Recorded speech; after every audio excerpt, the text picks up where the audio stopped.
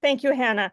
So good afternoon again. I am Carolina Wamsler. I'm the program director of Columbia University's summer program in Venice, and I am thrilled to see so many of you, or sort of see so many of you on a cold and gray winter day. I will tell you that in the 6 weeks that we will be in Venice, it will be nice and warm, and more often than not, the sky will be sunny and blue the way it is over Hannah's head. We are joined today by almost all of our faculty instructing, as well as our graduate student coordinators. And just to give you a sense of how this hour, roughly hour of information session will run, I'll do a sort of a very brief introduction to the program.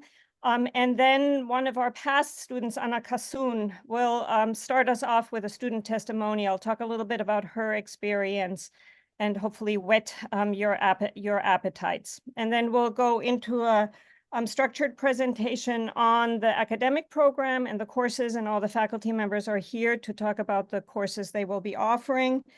Then we'll talk about co-curricular activities. We'll talk about living in Venice. We'll talk about sort of on-site logistics. And then Hannah will bring it in on everything that has to happen between now and then. That is applications, costs, funding opportunities, and any logistic questions you'll have. We'll pause for questions first after the presentations by the faculty, and then at the very end again. So with that, let's get going. So the Columbia University Summer Program will this year be in its 20th plus year. It's the longest and probably one of the largest study abroad programs that Columbia University offers, and we're really all very proud of that. It's co-sponsored by the Departments of Italian and Art History. It will run this year. Arrival day is Thursday, June 6th. Classes will run for 6 weeks, starting the following Monday, and the final day of the program will be July 20th. It is in person in Venice and will be housed in our really wonderful Casa Moraro, which is Columbia University's Research Center for Venetian Studies. It's only the second year we can use this facility, so it remains to be a really exciting part of the opportunity. So as I said, with that, I will leave the floor or the screen to Anna. Anna is a senior this year, a member of the class of 2024, and was a student on the program last year. So Anna, tell us about your experience.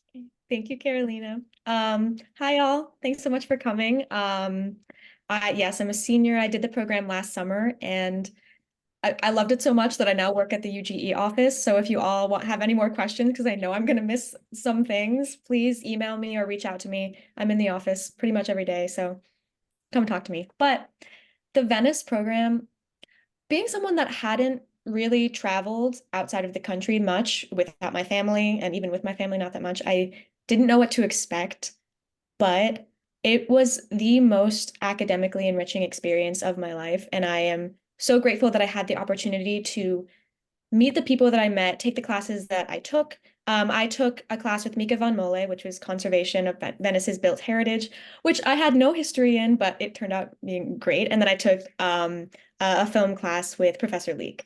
And being able to take classes about the city that you are living in, it's a very surreal experience, because we'd be in class in Casa Moraro, which is a great place to be, and then walk outside and see what we're learning about. So it's really an experience unlike any other. And we got to live in apartments in the city, which was really awesome. I was living in an apartment in Sant'Elena, which is far away from the center, which turned out to be great, because it was sort of like the quiet, peaceful area, which I really liked. And we got to live with other students in the program. And since the program is sort of small, I don't know numbers for this year, but it was about 25 people. You get really close with everybody. And it's not only about the classes. We do a lot of activities like the aperitivos, aperitivi, I should say, for the language people. But it was really great. And Gosh, there's just so much, but one of my favorite memories is I decided to go to Teatro La Fenice, which I'm sure you'll hear about in the coming slides. I just decided to go alone. I'm not really much of an opera person, but I decided when in Venice. So I went and I ended up sitting next to a local Venetian and we had a sort of broken Italian conversation, but it was uh, so incredible. And I walked down after the show and I saw all of my professors there and the program coordinators, which was kind of just a funny moment. And I got to walk home just with like the Venetian breeze and on the cobblestone, and I got gelato on my way home, and it just felt very Venetian, and it was I really miss it. And this program was just incredible. And you're all in for such a treat if you apply and if you go. Um, and yeah, I know I'm missing things, so please do reach out to me. I'll put my email in the chat. I'm around if you have any questions or want to talk about the program. It's truly incredible. Changed my life. Yeah, I think Great. that's it. Thank you. Great. Thank you, Anna. And we have several other voices like that, so I'll just hark back to what she said. If you want to speak to some students who've experienced it, about specific classes, about the program in general, they're readily available. Hannah in the Office of Global Programs can reach out to me with any special requests, and I'll identify the right person for you to speak to. So thank you, Anna, and thank you for making the time. I know you have to rush off. So then, with that, let's move forward. So as I said first, the academic opportunities that will be offered for you. You will have the opportunity to take the highest caliber classes taught by specialists in their field, predominantly faculty that will join us from the United States, from Columbia.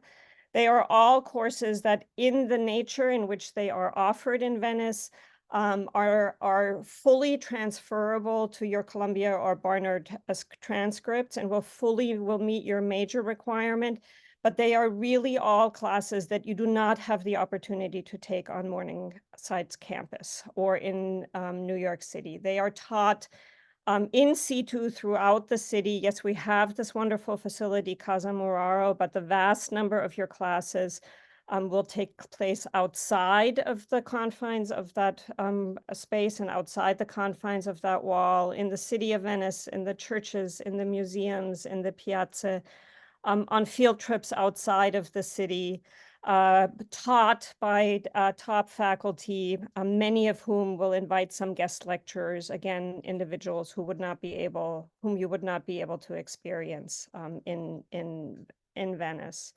So as I said, almost all of our faculty is here to introduce their classes.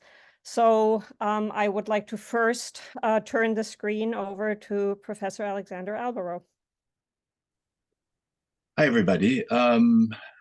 So every 2 summers, I teach a course in Venice titled Contemporary Art at the Venice Biennale.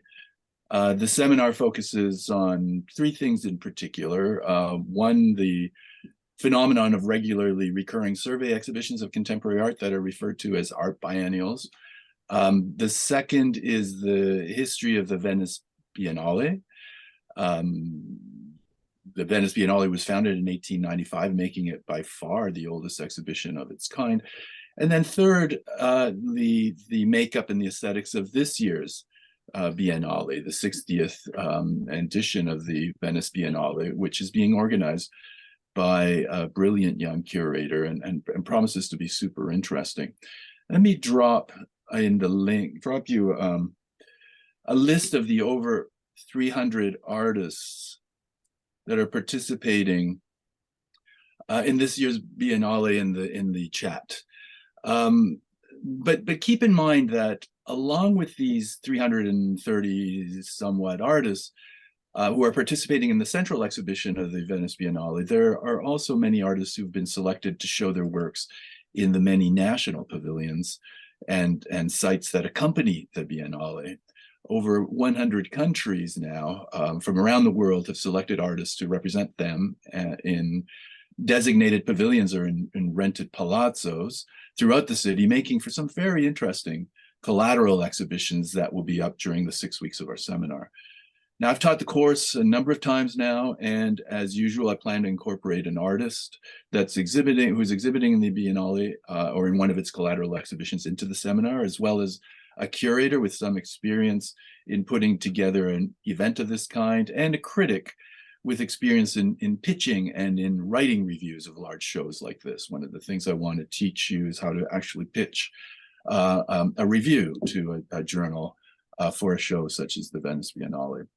So in the seminar, we'll read and discuss key texts, and we'll go into the Biennale and into the city more generally to see art on a regular basis.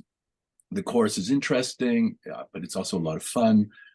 Students in the past have liked it, and I look forward to sharing it with some of you this summer.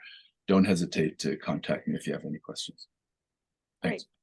Thank you so much, Alex. And in case you want proof of it being fun, this image up here in the right is, I believe, from the 2022 Biennale year.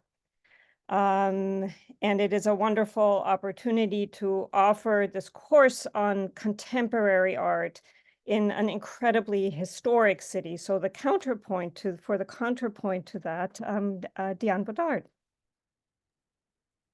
Hello, everybody. I'm Diane Baudard. I have taught several times a seminar in the summer program, even if it is perhaps 2, 3 years that I haven't done it. I enjoyed it really very much because it gives me the opportunity to teach a whole class in front of the works of art. So this is really the thrilling part of teaching in Venice. This year I offer a course that is entitled Visual Storytelling in Renaissance Venice. So we will examine this large narrative series of paintings that were decorating in the Renaissance palaces, confraternities, churches in Venice. We will also examine some example of the terraferma in Padua or in the Palladian villas, and mainly this series of paintings were the work of some of the most renowned artists of that period. So through this topic, we will see and discuss paintings by the Bellini, Carpaccio, Titian, Tintoretto, Veronese, Palmegiovane, so all the great names. But we will also examine some example in other media, such as sculpture with the Lombardo, Sansovino, and also print, woodcuts. I would love to think about visual storytelling also in this monumental format of the woodcuts that were conceived to be hung on walls. So we will have all our class in situ, but also this topic is great because it allows us to go in one place that is full of art, and we can spend a lot of time examining everything, but in the shadow without having to walk too much on the more hot hours under the Venetian sun. And we will take the time to observe the materiality of the works, the way they are realized. We will also deal with issues of conservation and probably have the opportunity to see some of the works under conservation process, thanks to our collaboration with Save Venice. We will also examine each work piece by piece, but also think about how they interact one with the other in the same space. What is the experience of the viewer in a space that still have all its original decoration all around. So it's a very, I would say, unique and precious way to take classes in Renaissance art history, while being able to examine the works in their very original context. Great. And I guess that I'm happy to answer any question if you want to know more about it. Yeah, great. We'll do the questions in the group once we're through all of the courses. It'll be really exciting to have Professor Baudard back in Venice to offer this course.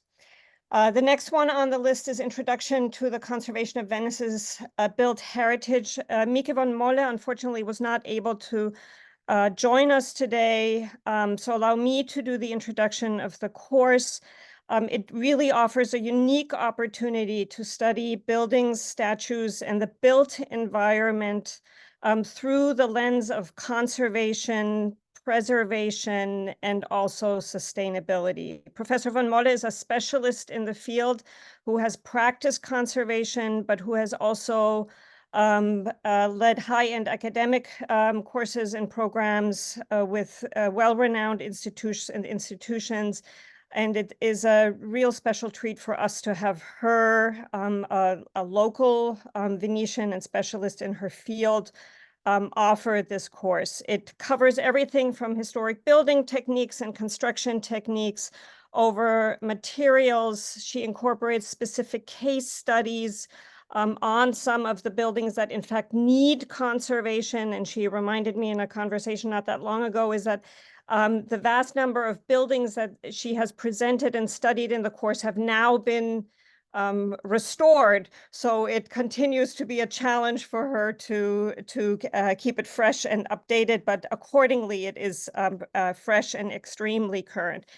She has the most wonderful group of guest speakers who come and is always able to take students on active conservation sites to see conservators at work and to see the practical applications of the things that she's teaching in the course. It's a wonderful opportunity. It's the class that Anna spoke about that she took without any background in art history or in the field. Also very often interesting to students interested in the sciences, because conservation includes a lot of science.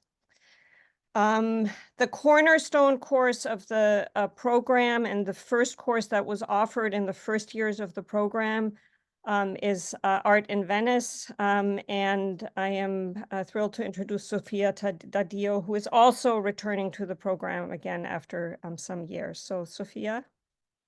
Thank you so much. Yes, hi everyone. So I will be teaching the course Art in Venice, which is essentially a chronological survey of art and architecture in Venice from the origins of the city, so the medieval origins in this very particular and unique ecological environment, all the way up to the 18th century. And we will be conducting the course much like Professor Baudard's course as well, fully in situ, on site, out and about in the city, looking at works of art in churches, in confraternities, in palaces, in museums, and also just out on the street, out on the streets, out in the piazze, and so on and so forth. And so we'll be looking at paintings, we'll be looking at sculptures and also architecture, so different types of architecture, and we'll be kind of charting a progression throughout all of these different art forms, observing how they develop over time, and looking at many works by some of these big name Venetian artists. So, you know, in terms of painting alone, we have the Bellini, Carpaccio, Titian, Tintoretto, Veronese, Tiepolo, and many, many more. And we'll also be incorporating a couple of field trips onto the terraferma, the mainland, so in the Veneto region, but a close train ride from Venice. For the course, we'll be heading to Padua and Vicenza. And yeah, there will be opportunities to draw comparisons there to the art that's being produced in the lagoon and the art that's being produced on the terraferma at the same time. It's a wonderful course that offers an opportunity to really explore the city, to wander from one side to the other, exploring works of art and architecture. So it's a great way to also get around and see things. We'll also be taking some trips out onto islands a little bit further afield in the Venetian lagoon. So yeah, it's a great way to see the city as well as to learn about art and architecture. So yes, I hope to see many of you there. And again, if there are any questions, I will be happy to answer them. Thanks. Great. Thank you so much. So we'll shift gears now and move to our language classes. Julia, do you want to get us started? Thank you. Hi all. It's a pleasure to be here. My name is Giulia. I'm a PhD student in the Italian department. I already taught elementary Italian twice and intermediate Italian, but I particularly love to teach elementary Italian. Sorry, I will be teaching intensive elementary Italian. And what I love about teaching elementary is I love to see how one can progress from zero knowledge of the language to gain an impressive set of skills and to actually being able to speak Italian. And I am so far I taught Italian at Columbia University on campus, and I am very excited to see this happening, to see you learning the language right in the place where the language is spoken. And I am Italian, but I am not Venetian. So for me, I'm very excited to teach in Venice, and for me, it will be some sort of learning, even for me, and it will be another way to explore the city as I never did before. Sorry, I didn't mean to cut you off, Julia, but are we all good? Can you hear me? I can hear you. Okay. Right, and I think the elementary Italian syllabus is fun, and especially it will give us you and us opportunity to apply what we'll be learning in real life in day-to-day situations. So for example, we will be studying clothes, and you will be able to use the vocabulary while probably, I imagine, shopping in Venice, or we will study the food vocabulary, and I imagine you ordering at the restaurant with what you just learned in the classroom. And also we will probably be studying about studying traditions and festivities in Italy, but we will, of course, in this case, focus on traditions specific to Venice. And what Anna said before, this is also, I was struck by her defining the situation surreal. So learning something in the environment, not the classroom, and then walking outside of the classroom and still finding yourself immersed in what you just did in exactly the classroom environment. So hopefully I'm sure it's going to be fun. It'll be fabulous. Thank you, Julia. Luca is also returning to the program as intermediate language instructor for the second year. So it'll be great to have him back. Luca? Yes, it's my second year, and last year has been really a great experience for me, and also for my students from what they told me. And I just want to reiterate what Julia just said. It's a great opportunity to learn a language and live in a place where you can actually practice on a daily basis the language you're learning. So I'd say that if your goal is to be proficient in Italian, and if you're ambitious, if you want to do it in the shortest time possible, the intensive courses in Venice are the best way to do it. There are a lot of topics that we will cover, but the most important thing is that everything will have a connection with Venice, and we also we will walk around in the city. We will learn. We will go to cafes, and we will do some lessons in the cafes. And another really interesting thing that we do is the aperitivo italiano. Probably the coordinators will tell you more about it, but it's a great opportunity to, first of all, be together also with people who are not part of the language course, and to practice Italian, and to drink spritz at the same time, which is also really important in Venice. Thank you. Thank you so much, Luca. Elizabeth Leek, who is the advisor to the program from the Italian department, unfortunately cannot be here. So I would be at fault to not stress two things she says about language instruction in Venice and the instructors. She said, consistently, it is the most desired teaching appointment in the Italian department, and she and her colleagues are consistently able to send the cream of the crop of language instructors to Venice. So I'm thrilled about Luca returning and Julia joining us.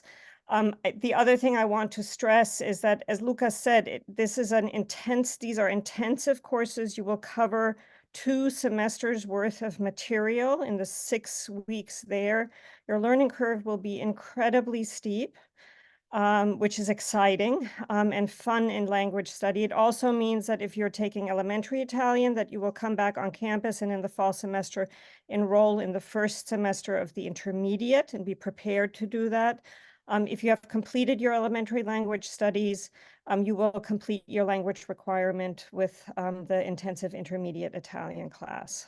So I wanted to point those 2 logistic pieces out. As I said, Professor Leek is not here, so allow me to introduce her course on Venice and modernity. The class will explore the city of Venice as it appears on the screen and in real life. So what does that mean? You will screen films, she likes to point out, in the air-conditioned classroom from directors such as Woody Allen and Andrea Sagre, Luchino Visconti, Silvio Soldini, and then explore the city itself and experience firsthand the settings in which these films were set. Among the many questions she seeks to explore is whose Venice are we seeing, that of the tourists or that of the inhabitants?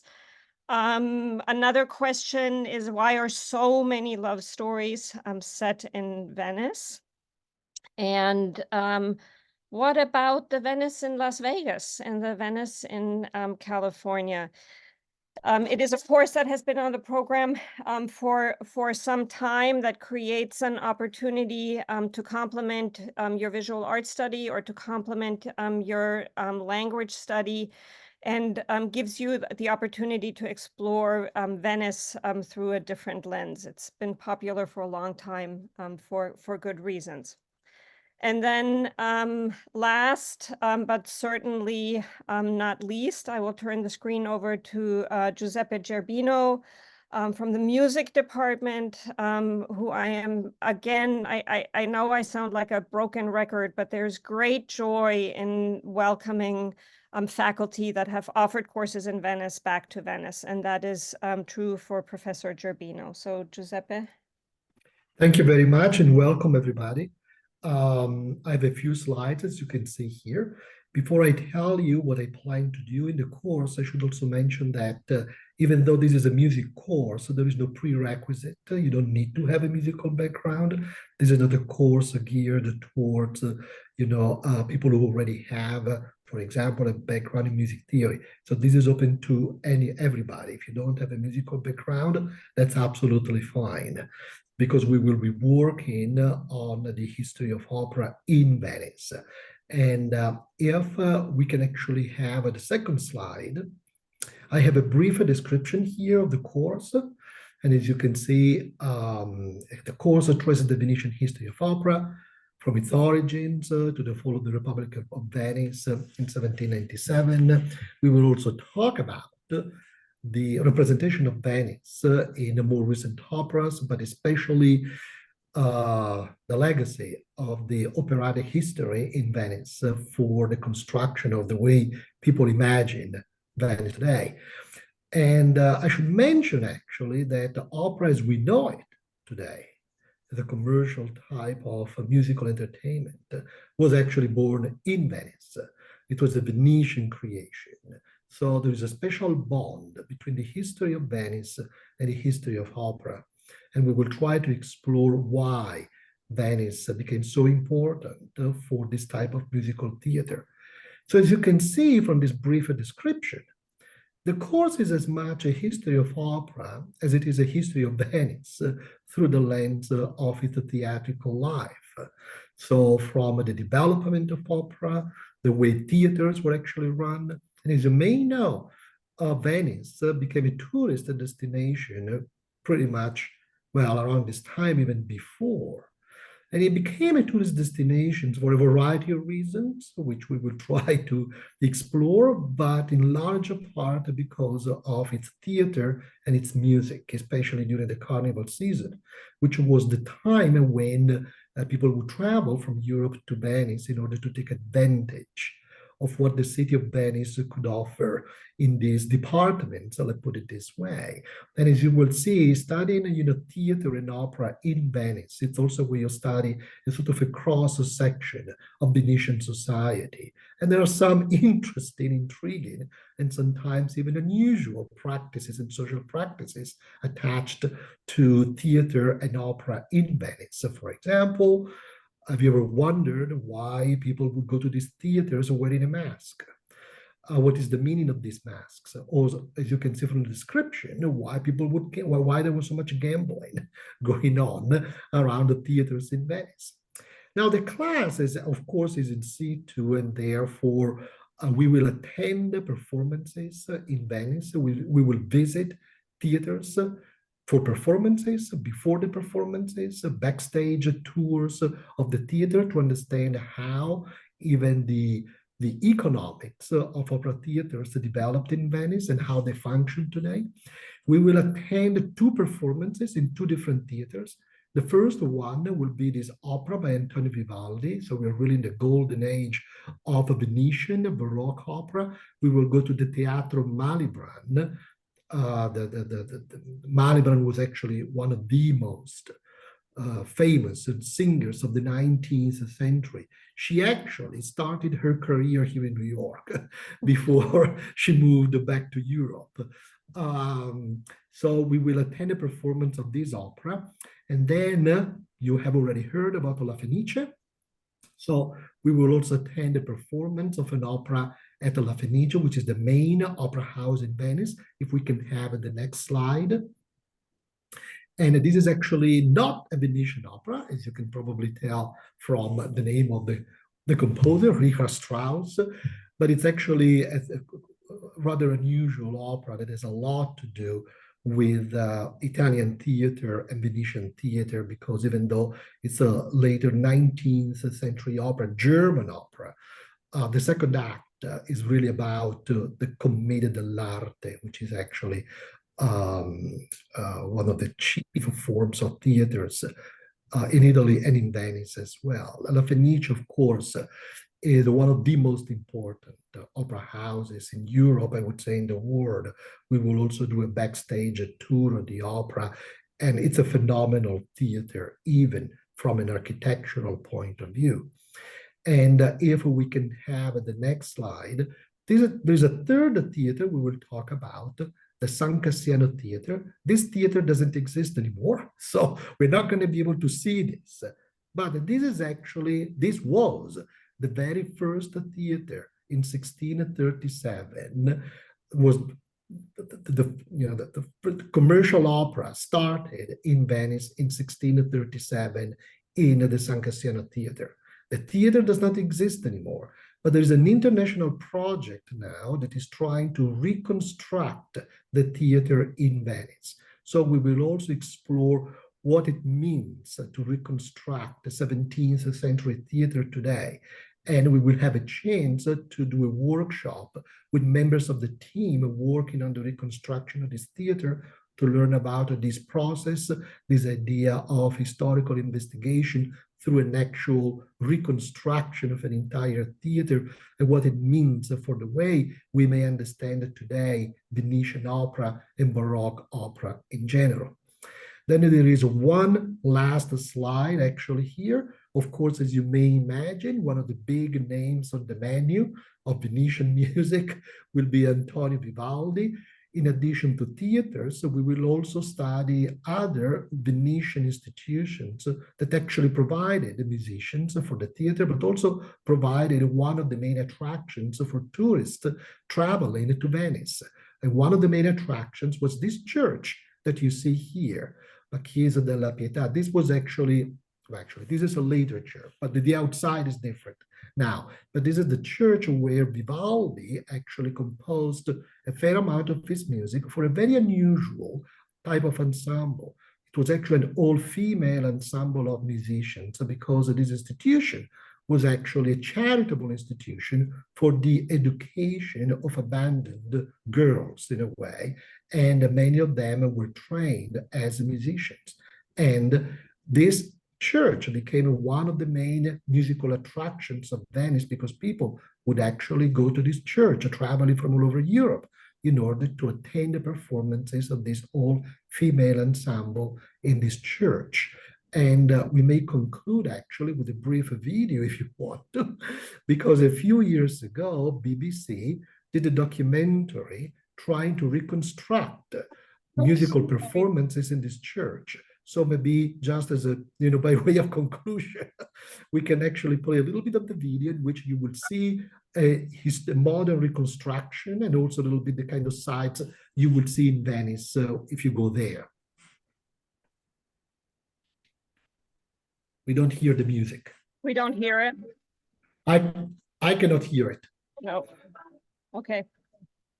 Oh, That, Giuseppe, It's that may be okay. a good thing because I turned it on before you were done no, talking. it's okay. You We can watch the try to video figure some out a other way time. to share the link.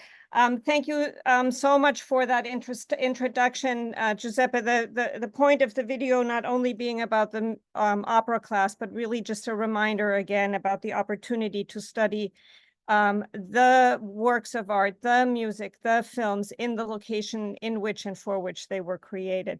So we'll pause for a moment to answer any questions that you might have about the academic program. I'm sure you still have a lot of questions about the logistics and living, and we'll get to that. But several of our faculty members have to jump, and I would love to give you an opportunity to ask them questions if you have any.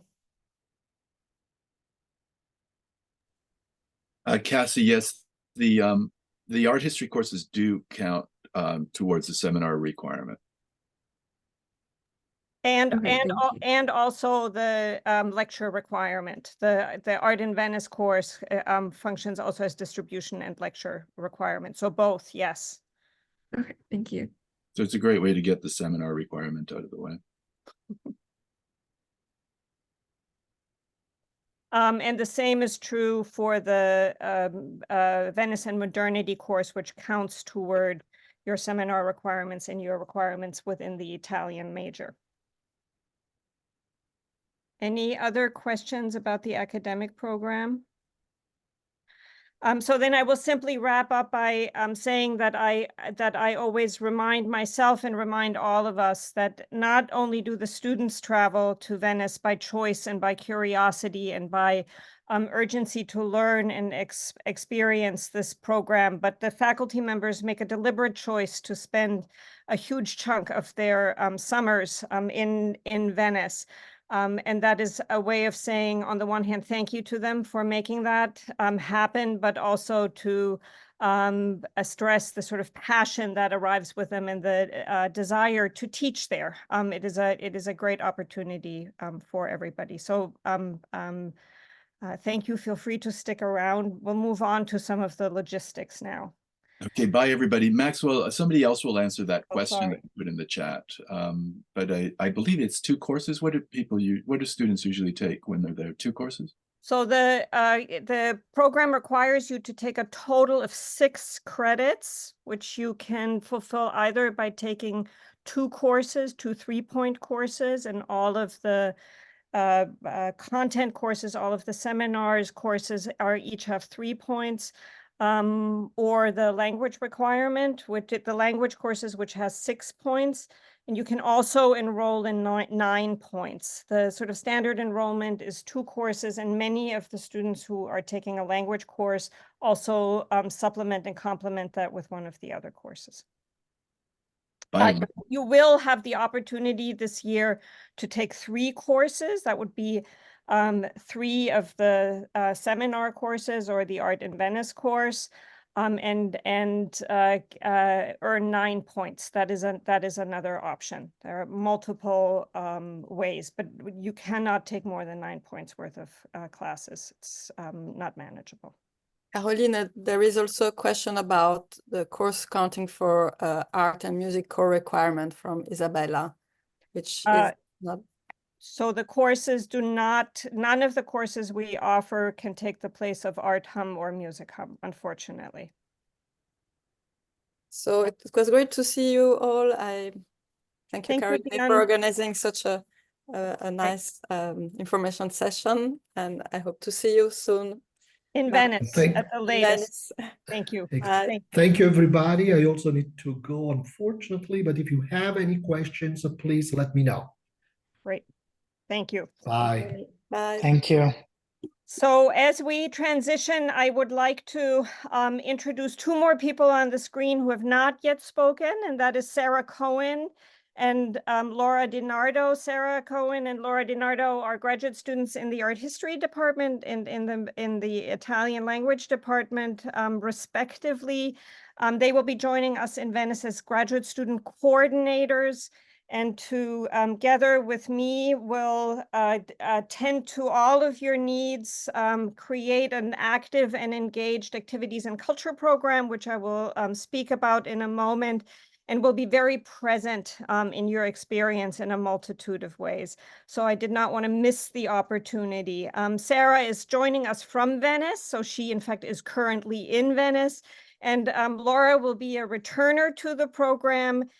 She is in fact the first person who has been a student on the program as an undergraduate, who has been a language instructor on the program, and who is now returning as a coordinator. So a really deeply experienced team.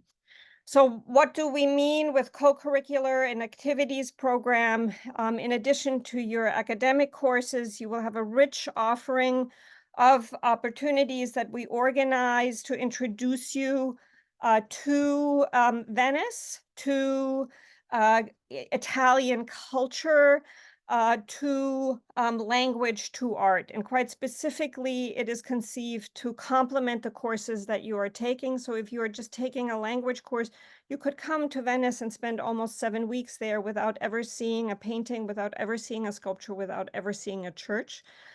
Without learning anything about the infrastructure, and vice versa. You could come and take 2 art history courses and not move beyond see and know, yes and no in Italian. So it is a way for you to submerge yourself in Italian culture and explore the city.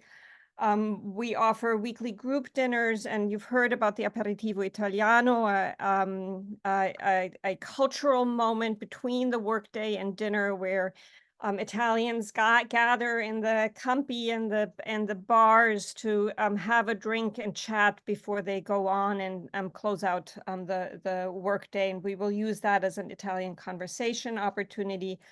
We offer tours of museums, of public sites. We ask our specialists to share what they know beyond the students in their class. We make certain to highlight some of the really special places in Venice.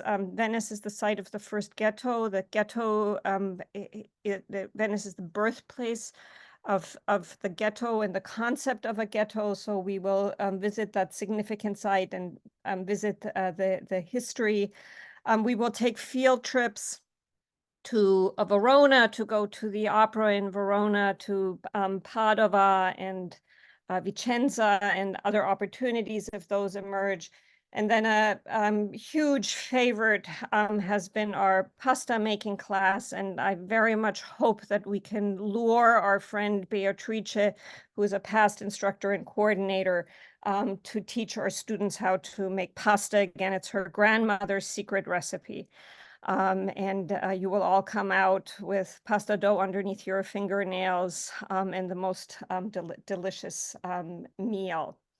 Some of the logistics, as I said, the program will take place in Venice. I put a red arrow there in case you have not yet sort of looked at it on the map in the northern corner, if you will, of the Adriatic Sea, a city that is in a lagoon, a city that is in the water, which makes so much, which is the reason why so much about your experience will be special and singular. It is a huge privilege to live in this city, the city that is by many known only as day tourists.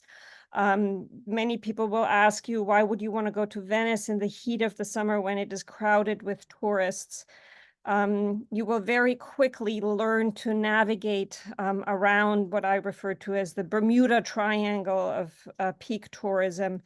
And we are not tourists when we are in Venice. We are there as temporary citizens, and you will all live in apartments scattered throughout the city, in residential areas where you will very quickly get to know the barista in your local bar, and where you will have the opportunity to purchase your groceries from a fruit stand, where the seller will probably also recognize you in the second week and welcome you warmly. It is genuinely an opportunity to immerse yourself in Italian and Venetian life and culture.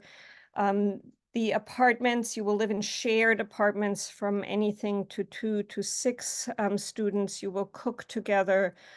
You will have opportunities to explore together.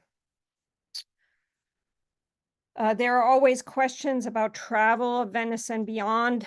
So I'd just like to put out that it is an academically intensive program.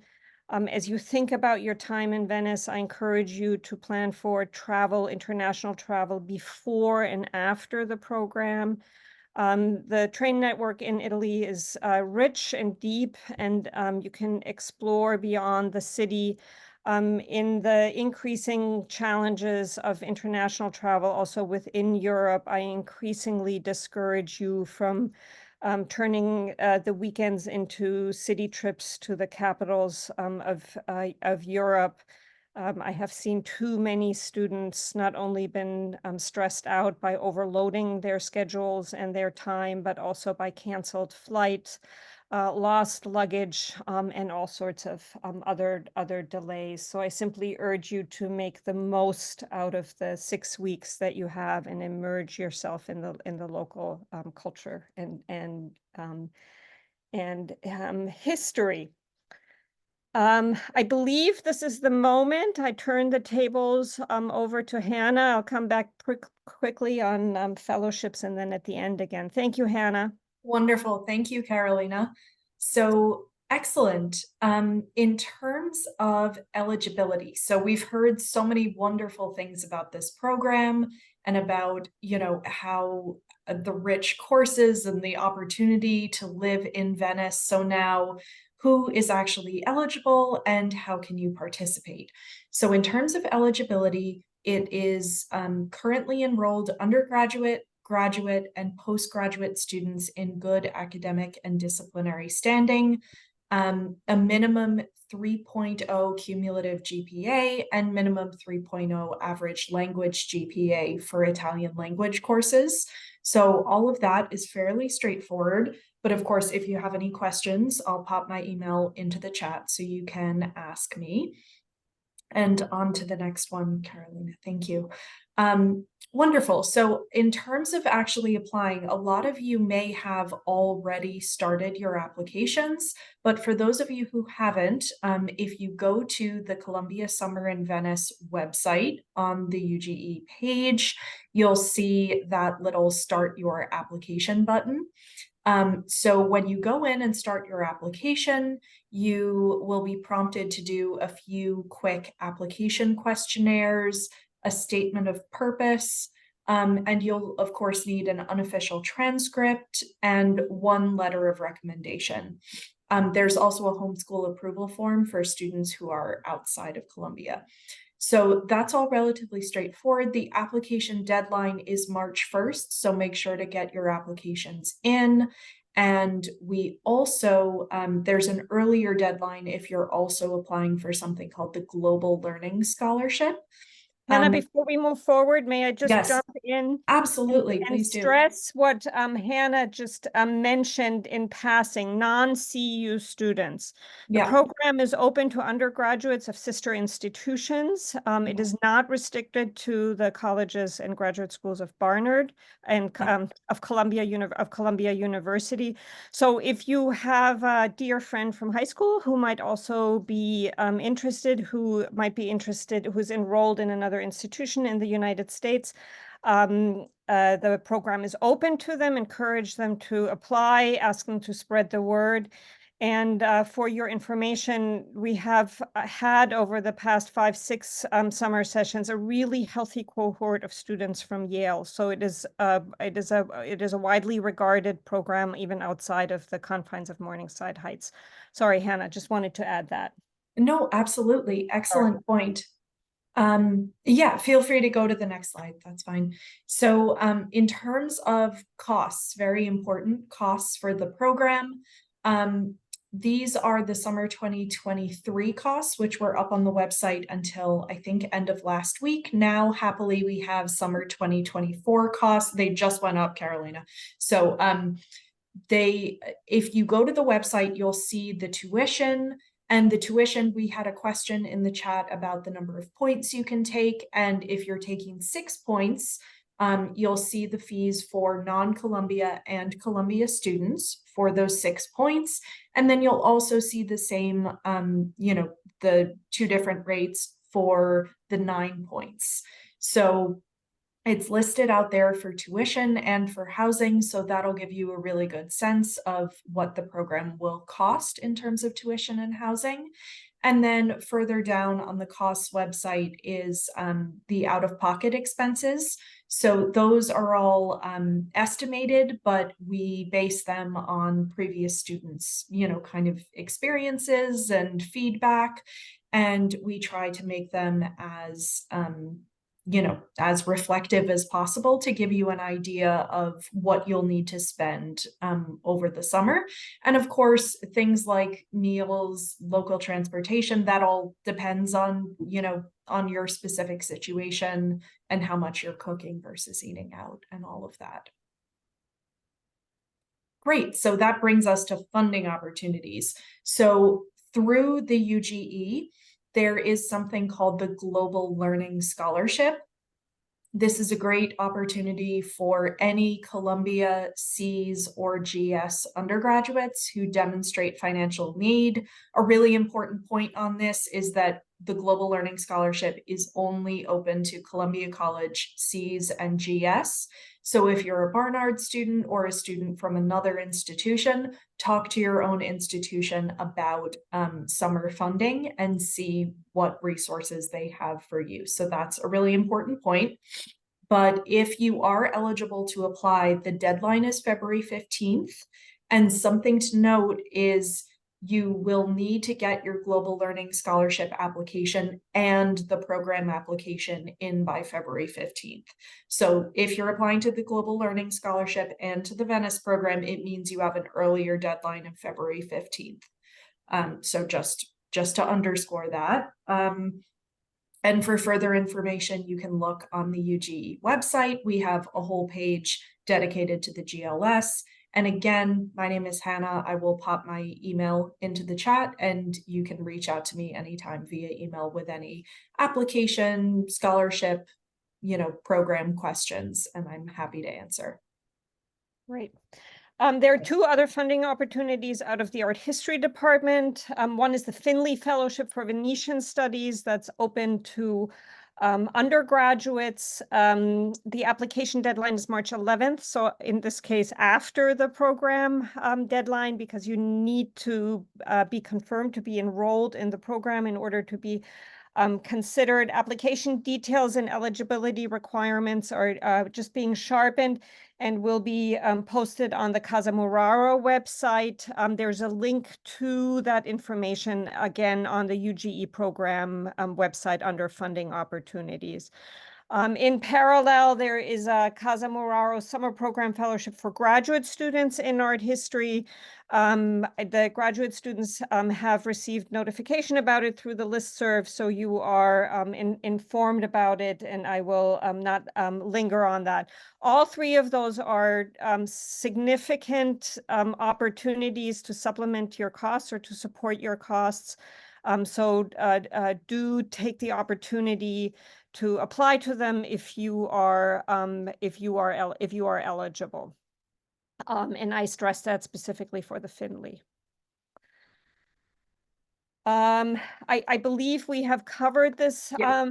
Hannah. The Yes. deadline is March 1st. Decisions will be made no later than March 20th, and then you will be asked to confirm in early to mid-April. Here is Hannah's contact information. Hannah is the person in the Office of Global Programs who is in charge of the Venice program and who oversees. She's your primary contact. If you have any content information, just reach out to her and she will put you in touch with me. Anything on academic programs, you can reach out to any of the faculty members or me. We're happy to answer any of those questions. I think before we open it up to questions, I want to quote my colleague, Sofia Daddio, who years ago said to me, study abroad changes lives. Study abroad has changed my life. I think that any study abroad that you have an opportunity to go on is an opportunity for you to not only explore academic interests, but to stress your global competency, to travel beyond the confines of your home country, and to look at the world through new and different facets and lenses.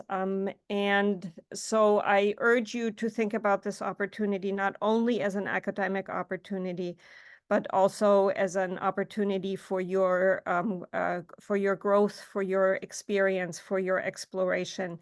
At the same time, I think it is a very safe context in which to explore. The program is conceived and constructed, and I lead it very much with the desire to make certain that you have the best experience that you can, that you explore within and beyond your comfort zones, and that you can rest assured that if you fall into a canal or if a seagull attacks you, there is going to be somebody around to fish you out and to take you to the urgent care unit to advise you and support you in your academic work. So specifically for those of you who've not had extensive experiences abroad, I think Anna stressed that. So then I would say, any questions, any other questions? Wonderful. Thank you so much. I'll stop recording before we open it up. So I'll stop recording now. And then anyone who has a question, feel free to come on camera or pop it into the chat.